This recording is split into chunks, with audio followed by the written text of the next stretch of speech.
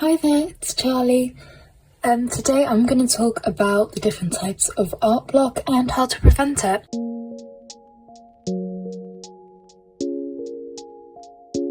First of all, there are not necessarily types of art block, but these are the most common types that I have seen personally and what I've seen others experience. So first of all, it's running out of ideas. This is where you have no idea what to draw and you want to draw something but you don't know what exactly to do. The next one's motivation. It's just a lack of motivation. You want to draw but you can't really bring yourself to it. Then there's being the perfectionist and nothing looks right. You want to draw but your hands are just not cooperating. And then finally, the last one I'm going to touch on is being too drained, having done too much and not being sure what to do next. So the first thing I am going to do is tell you all about how to prevent lack of ideas. The first one I'm going to touch on is getting inspired. This is basically going outside for a walk, reading a new book, listening to new music. This is all things that inspire us. So for lack of ideas, definitely try to get inspired. The next thing you could do is joining a challenge. Joining a challenge as in maybe the most famous one, monthly one I can think of right now is Inktober. And it's just basically where you pretty much get an idea from the challenge, from itself. It doesn't even have to be as big as this monthly challenge. It could be as small as a small OC challenge. But it just gives you a little boost or a little idea to what you want to do next. Then another one you can do is start a big project. If you do this, you'll never run out of things to do.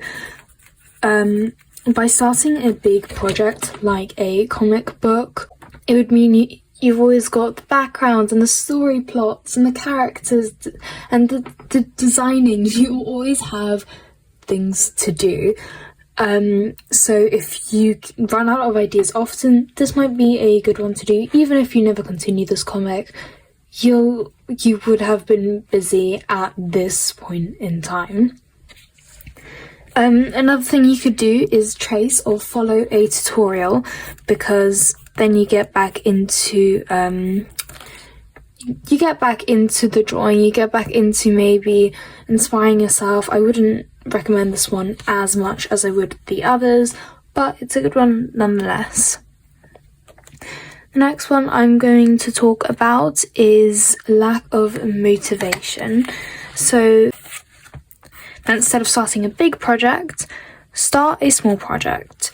By doing this, you have suddenly told your brain you can do it, that you have just done it, that it's possible, that you're good at it, and that you have just suddenly told yourself you are able to do this. By starting a small project, it could be like maybe doodling a bit, or maybe even drawing a smaller or zoomed or cropped in bit of the picture that you're going to do originally, but it just gives yourself a bit more of an idea. Another one is again doing tutorials or tracing. This again just helps your brain kind of have the idea of you can do this. You followed a tutorial, now you can try it yourself and you're good at it. Next, we're going to work on being too much of a perfectionist. And the first thing I would say is use larger nibs.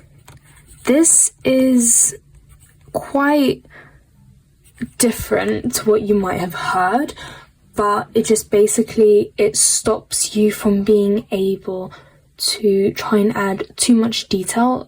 I find that this works quite well if you're being too harsh on yourself and you feel that nothing you're drawing is coming out right, all of the things you're doing just isn't working. By using a bigger nib or a bigger brush, it kind of limits the amount of detail you can do altogether. So it kind of, it'll look a bit more strange. Another thing I would do is, again, trace. This means that you are now able to, you show your brain you can do this, it is possible. Another thing I would do is take a break. By taking a break, stretching a bit, getting inspired from our ideas, you can, it just refreshes your brain and you get back used to doing, you can get back into drawing a bit more easily. Another thing I would do is doing a silly challenge. This is quite different to joining a challenge, because a silly challenge is more drawing with the other hand, or doing the extended drawing, or doing it blindfolded. This just kind of emphasizes the idea that your hand isn't cooperating and that it's not going the way you want to. Kind of tells your brain that this is what you expected the result to be. Next, I am going to talk about being drained. Take a break. This is the simplest one, and it makes the most sense, because if you've done too much and you're so tired that you can't, it's a chore to get back to your sketchbook and draw. Take a break, get some fresh air, and treat yourself. It's important to be able to reward you for everything that you have done in this situation. You've drawn this much, even if it's not that good, you need to get past the bad drawings to get to the good ones. So reward yourself when taking a break as well. Another thing you can do is going back to doing smaller projects. This just shows that you can do, if you really want to do drawing, you can take it one step at a time, start off small, don't go ahead and do the big projects, because you need a smaller, more comforting help, and you need to be able to tell yourself again that it's okay, you've done a lot, now it's kind of your break time, your drawing. Another thing I do, which is probably going to take you back to primary school, but that is to do mindful colouring.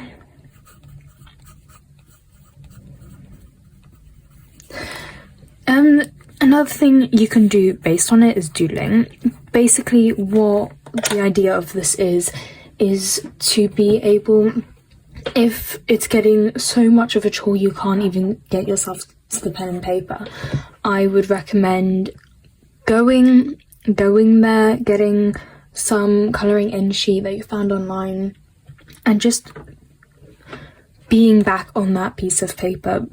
Even if it's doodling, even if it's colouring something in, it's that simple, but your brain starts getting back into doing it and getting used to the feeling on the paper, the joy you get out of how happy you are at the end. Make sure that you have that amount of feeling when you are finished with it. Just to make it a tiny bit easier, I'm going to show you an example of what you can do for each one. So, example is joining the joining a challenge. This could be as simple as finding an OC challenge. I will show you now of finding one, and then I'll do it with you. Let's go.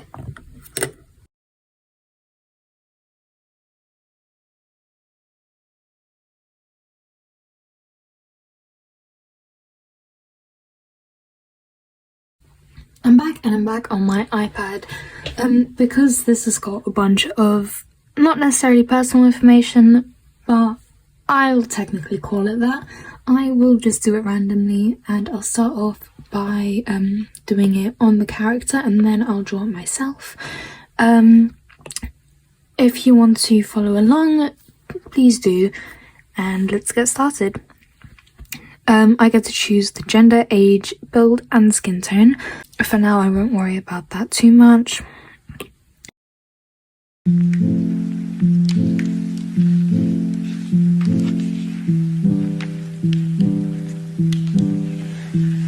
I go first. Now, I use colour. Let's say this is me. This is siblings, and I'll start my please.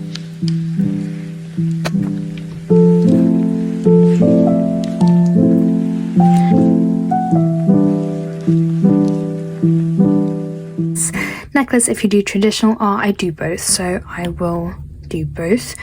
Yeah, both if you do both. Okay, so I'm going to add this onto my character. See you then.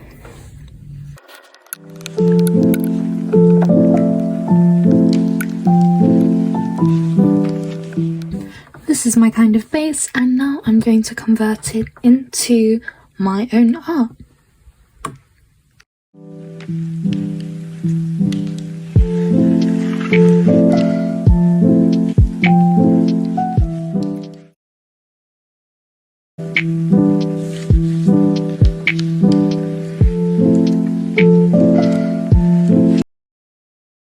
With something I see in real life, and during this tutorial I would like to show you how you can take one picture and turn it into 3 different artworks.